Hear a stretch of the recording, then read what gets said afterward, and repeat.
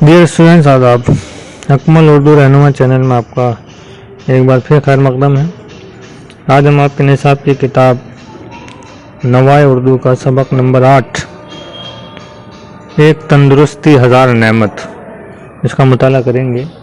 इसके राइटर हैं जनाब मोहम्मद सादिक साहब। तो चलिए शुरू करते हैं आज का सबक, जिसका उन्वान है एक तंदुरुस्ती हज़ार नेमत। यानी तंदुरुस्ती, सिर्फ एक तंदुरुस्ती जैसी चीज़ भी जो है वो हज़ार नेमतों के बराबर है।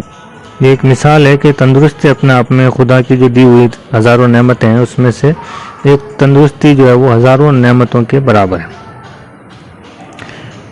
तो चलिए सबक शुरू करते हैं कि अल्लाह ताला ने हमें बहुत सी नेमतें अता की हैं, लेकिन उन सभी नेमतों का लुत्फ़ हम तभी उठा सकते हैं जब हम तंदुरुस्त और सेहतमंद हों। ये एक बहुत इम्पॉर्टेंट बात है कि अल्लाह ताला ने हमें बहुत सी नेमतें अता की हैं, खाने की बहुत सारी चीज़ें अता की हैं, हमें जिस्म के और ऐसे आज़ा दिए हैं जिनके ज़रिए से हम बहुत सारी दूसरी नेमतों का लुत्फ़ उठाते हैं, देखने का लुत्फ़ उठाते हैं, सुनने का, सूंघने का, चलने फिरने का, चल फिर कर जो है उन नेमतों का लुत्फ़ उठाते हैं। लेकिन ये सारी चीज़ें तभी अच्छी लगती हैं जब हम तंदुरुस्त हों। अगर हमारा जिस्म तंदुरुस्त ना हो तो हमें ना तो खाने पीने की चीज़ों में लज्जत आएगी और ना ही हम किसी काम को पूरी तवज्जो से कर सकेंगे। तो इसलिए तंदुरुस्ती नहीं है अगर, तो आपको एक पहली बात तो एक जायका कड़वा हो जाता है, आपको जो भी चीज़ खाते हैं वो कड़वी महसूस होती है। तो अगर आपका जिस्म तंदुरुस्त नहीं है तो एक तो खाने पीने की चीज़ों में लज्जत नहीं आएगी और इसके अलावा जो दूसरे काम हैं उनमें भी आपका दिल नहीं लगेगा। यहाँ तक कि खुदा की इबादत में भी हमारा मन नहीं लगेगा। एक तंदुरुस्त शख्स दीनी और दुनियावी दोनों शोबों में, शोबे यानी वर्ग, दोनों तरह के कामों में जो है वो कामयाबी हासिल कर सकता है। शोबा विभाग को भी कहते हैं, यहाँ मतलब है दोनों तरह के काम, दुनियावी काम और दीन के काम। इसलिए कहा गया है कि इंसान दौलत और दूसरी चीज़ें तो बाद में भी हासिल कर सकता है, लेकिन मुकम्मल तंदुरुस्ती एक बार जाने के बाद फिर नहीं आती। दौलत तो हासिल की जा सकती है, लेकिन तंदुरुस्ती चली गई तो उसका हुसूल, उसको वापस हासिल करना मुमकिन नहीं होता। तंदुरुस्ती के माने हैं कि जिस्म के तमाम आज़ा यानी अंग मामूल के मुताबिक, यानी जैसा उनका मामूल है, जैसा उनका काम करना उनको चाहिए वैसा अपना काम करते हों और जिस्म में कोई बीमारी ना हो। क्योंकि जिस्म के एक अज़ू यानी एक अंग में बीमारी होने पर जिस्म के दूसरे आज़ा यानी दूसरे अंग भी, उनमें भी खराबी पैदा हो जाती है। क्योंकि दोस्त सब एक दूसरे से इंटरकनेक्टेड हैं, जिस्म के जितने भी आज़ा हैं, अंग हैं, वो सब एक दूसरे से जुड़े हुए हैं। तो एक अंग में, एक आज़ा में अगर जिस्म के किसी एक पार्ट में तकलीफ़ होगी या बीमारी आएगी तो जिस्म के तमाम पार्ट्स उससे अफेक्टेड होते हैं। मुकम्मल तंदुरुस्ती के लिए मुतवाज़ुन ग़ज़ा, जो खाना हम खाते हैं वो मुतवाज़ुन होना चाहिए, तवाज़ुन वाला होना चाहिए। जैसे हिंदी में हम कहते हैं संतुलित भोजन, वो होना चाहिए। साफ़ पानी, ताज़ा हवा, जिस्म की पाकीज़गी और सफाई, आसपास के माहौल की उम्दगी यानी जो वातावरण है हमारा वो भी अच्छा होना चाहिए। और काम और आराम में एतदाल ज़रूरी है। एतदाल यानी बीच का रास्ता, उसमें संयम होना चाहिए। ऐसा नहीं है कि काम कर रहे हैं तो बहुत ज़्यादा काम किए जा रहे हैं, या कुछ लोग आराम कर रहे हैं तो बहुत ज़्यादा ही आराम किए जा रहे हैं। ये नहीं होना चाहिए। जितना काम अपनी बॉडी इजाज़त देती है, जिस्म इजाज़त देता है, उतना काम करें और जितने आराम की ज़रूरत है उतना आराम भी करें, ना उससे कम करें ना बहुत ज़्यादा करें। और संतुलित भोजन खाएं, साफ़ पानी पिएं, अच्छे माहौल में रहें, तो आदमी का जो जिस्म है वो तंदुरुस्त रहता है। इसके अलावा ज़हनी सुकून भी इंसानी की सेहत के लिए ज़रूरी है।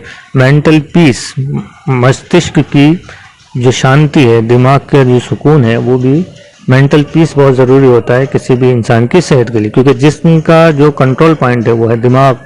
दिमाग अगर सही नहीं है, उसमें टेंशन है, तो जिस्म के जो दूसरे मामलात हैं वो भी बिगड़ जाते हैं। कुछ इंसानी जज्बात जैसे गुस्सा, हसद का मतलब होता है किसी की अच्छी चीज़ देखकर, किसी की तरक्की देखकर जलना, उसको कहते हैं हसद। कशाकश के माने होते हैं खिंचाव, ज़हनी खिंचाव, तनाव और लालच वगैरह। जो ये चीज़ें हैं ये इंसान को परेशान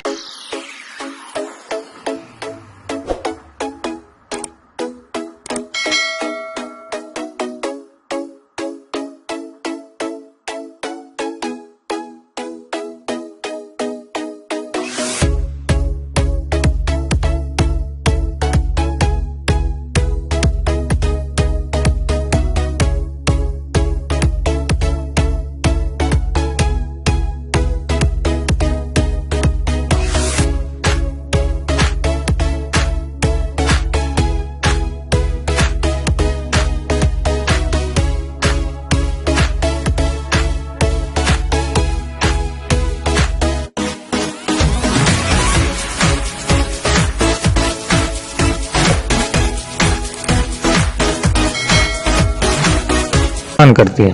تو یہ ذہن کی صحت کے لیے، ذہنی صحت کے لیے نقصان دہ، کیونکہ اگر آدمی دوسروں کی چیزیں دیکھ کر جلتا ہے تو اس کی ذہنی صحت خراب ہوتی ہے. کسی کی چیز دیکھ کر اس کو لالچ آتا ہے میں بھی ایسی چیز لوں تو بھی اس کی ذہنی صحت پر اس کا اثر پڑتا ہے. اس لیے ان سے ہمیں بچنا چاہیے. پرانے زمانے میں ایک مقولہ یعنی ایک کہاوت مشہور تھی کہ پڑھو گے لکھو گے بنو گے نواب، کھیلو گے کودو گے ہوو گے خراب. اگر تم پڑھ لکھ لو گے تو تم نواب بن جاؤ گے، یعنی تم کوئی اچھا جو ہے وہ پوسٹ پر چلے جاؤ گے، برسر روزگار ہو جاؤ گے، اچھی زندگی گزارو گے. اور کھیل کود میں ہی لگے رہو گے، پڑھائی نہیں کرو گے تو تم بگڑ جاؤ گے، تمہاری زندگی خراب ہو جائے گی. جبکہ آج کے جدید نفسیاتی تعلیمی نظام میں، جدید کا مطلب ہوتا ہے ماڈرن، نفسیاتی یعنی سائیکولوجیکل، تعلیمی نظام یعنی ایجوکیشنل سسٹم. تو ماڈرن ایجوکیشنل جو سسٹم ہے وہ کیا کہتا ہے، نہ صرف طلبہ کی ذہنی ترقی پر توجہ کی جاتی ہے بلکہ ان کی جسمانی اور ہمہ جہت ترقی پر بھی توجہ کی جاتی ہے. ہمہ جہت یعنی اوور آل. تو آج کا جو ایجوکیشن سسٹم ہے وہ یہ کہتا ہے کہ یہ کہاوت ٹھیک نہیں ہے، کھیل کود بھی ضروری ہے. تو اس لیے پڑھائی کے ذریعے ہم انسان کی جو ہے دماغ کی نشو و نما کرتے ہیں، دماغ کا ڈیولپمنٹ کرتے ہیں، اور کھیل کود کے ذریعے انسان کی جو ہے فزک اور اس کی جو جسمانی ترقی ہے اس کی نشو و نما ہوتی ہے. اس لیے دونوں چیزیں بہت ضروری ہیں. یعنی پڑھنے لکھنے کے علاوہ کھیل کود اور دوسری معاون یعنی مددگار نصابی سرگرمیوں پر بھی توجہ دی جاتی ہے. نصاب یعنی کریکولم، ہمارا سرگرمیاں یعنی ایکٹیویٹیز. تو معاون نصابی سرگرمیاں یعنی کو کریکولر ایکٹیویٹیز. تو پڑھنے لکھنے کے علاوہ کو کریکولر ایکٹیویٹیز پر بھی دھیان دینا بہت ضروری ہے. حالانکہ کھیلنے کودنے اور پڑھنے لکھنے کے وقت میں توازن ہونا چاہیے، ایک بیلنس ہونا چاہیے. ایسا نہیں کھیل رہے ہیں تو بہت زیادہ کھیل رہے ہیں، یا پڑھ رہے ہیں تو بہت زیادہ ہی پڑھ رہے ہیں اور کھیل نہیں رہے. دونوں کام میں ایک بیلنس ہو. کہا بھی گیا ہے کہ تندرست جسم میں ہی تندرست دماغ رہتا ہے. یعنی فزیکل ایکٹیویٹیز بہت ضروری ہیں. اگر آپ فزیکلی فٹ نہیں ہیں تو پھر آپ کا جو دماغ ہے وہ بھی تندرست نہیں ہوگا. ایک تندرست شخص کو اپنی تندرستی کی اہمیت کا اتنا احساس نہیں، اس کے برعکس ایک بیمار شخص تندرستی کی اہمیت زیادہ اچھی طرح سمجھ سکتا ہے. جب ہم تندرست ہوتے ہیں تب ہمیں احساس نہیں ہوتا ہے کہ ہماری تندرستی کتنی ضروری ہے، لیکن جب ہم بیمار پڑتے ہیں تب ہمیں پتہ ہوتا ہے کہ دراصل تندرستی کتنی بڑی نعمت ہے اور وہ ہمارے لیے کتنی ضروری ہے. وہ اپنی بیماری سے خود تو تکلیف پاتا ہی ہے، ساتھ ہی اس کے تیماردار بھی پریشان ہو جاتے ہیں. تیماردار کے معنی ہیں خدمت کرنے والے، سیوا کرنے والے. جب آپ بیمار ہوتے ہیں تو بہت سارے لوگ ہوتے ہیں جو آپ کی خدمت کرتے ہیں، جو آپ کی دیکھ بھال کرتے ہیں، تو وہ اور زیادہ پریشان ہو جاتے ہیں. اس لیے ہمیں تندرستی کے معاملے میں لاپرواہی نہیں برتنی چاہیے اور اللہ کی اس بیش بہا نعمت کی قدر کرتے ہوئے جسم کو نقصان پہنچانے والی، نشہ آور یعنی نشہ لانے والی اور دیگر نقصان دہ چیزوں سے دور رہنا چاہیے.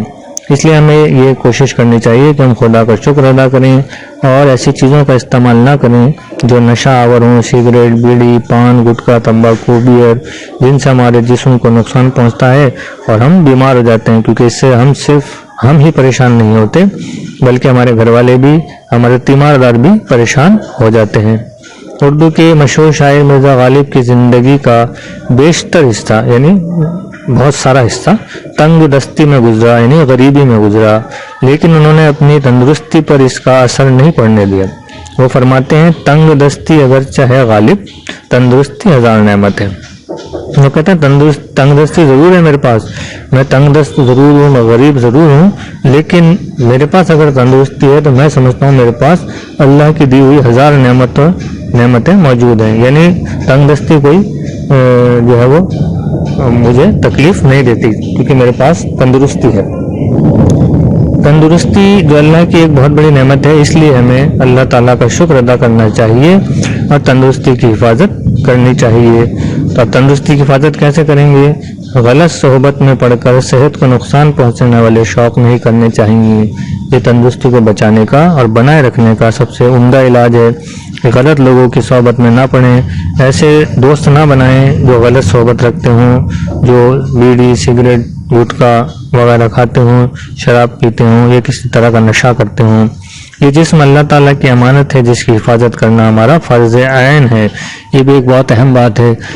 یہ جو جسم ہمیں دیا ہے اللہ تعالیٰ نے، یہ دراصل اس کی امانت ہے. یہ اس نے امانت کے طور پر ہمیں دیا ہے اور وہ یہ امانت اس نے ہمیں اس لیے دی ہے، یہ آنکھیں، یہ ناک، یہ کان، یہ ساری چیزیں اس لیے دی ہیں کہ وہ دیکھنا چاہتا ہے کہ ہم ان کے ذریعے سے کتنے اچھے کام کر کے لاتے ہیں یا ان کے ذریعے سے کتنے غلط کام کر کے لاتے ہیں، اور قیامت کے دن پھر اسی بنیاد پر ہمارا جنت یا دوزخ کا فیصلہ ہوگا، جو کہ ہماری ابدی زندگی ہوگی۔ اس لیے اس کی حفاظت کرنا ہمارا فرض ہے، یہ ہمارے پاس اللہ کی امانت ہے۔ اللہ تعالی ہم سب کی صحت و تندرستی کو برقرار رکھے، آمین۔ تو یہ سبق یہاں مکمل ہوا۔ تھوڑے سے اس میں مشکل الفاظ ہیں، ان کو بھی آپ دیکھ لیجیے گا، یہ بہت زیادہ نہیں ہے، اور اگر پھر بھی کوئی مشکل لفظ آپ کو سمجھ میں نہ آئے تو کمنٹ باکس میں آپ مجھ سے پوچھ سکتے ہیں، اور ان مشکل الفاظ کو آپ ایک ٹیبل بنا کر اپنی کاپی میں تحریر کریں۔